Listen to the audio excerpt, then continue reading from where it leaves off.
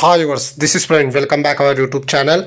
ఈ వీడియోలో మనం గిద్దల నుంచి తిరుపతి వెళ్ళే service number 9242 APSRTC express bus యొక్క పూర్తి వివరాలు తెలుసుకుందాము। ఈ బస్ గిద్దలూరు డిపోకు చెందిన ఎక్స్ప్రెస్ బస్సు। ఈ బస్ ప్రతిరోజు తెల్లవారుజామున 3:45 గిద్దలూరు బస్ స్టాండ్లో అవైలబుల్గా ఉంటుంది।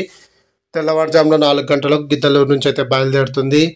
ఈ బస్ వయా పూర్మామిల్ల, బద్వేల్, ఒంటిమిట్ట, రాజంపేట, కోడూరు మీదుగా తిరుపతికి అయితే చేరుకుంటుంది। ఈ బస్ కలసపాడుకు తెల్లవారుజామున 4:37, పూర్మామిల్లకు తెల్లవారుజామున 5:45, బద్వేలుకు ఉదయం 6:40, అలాగే ఒంటిమిట్టకు ఉదయం 7:42, రాజంపేటకు ఉదయం 8:06, కోడూరుకు ఉదయం 8:40, తిరుపతికి ఉదయం 10:45 అయితే చేరుకుంటుంది।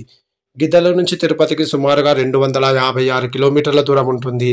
గిద్దలూరు నుంచి తిరుపతికి టోటల్ జర్నీ అవర్స్ 6:45। గిద్దలూరు నుంచి తిరుపతికి బస్ ఫేర్ రిజర్వేషన్తో కలిపి 355 రూపాయలు అయితే అవుతుంది।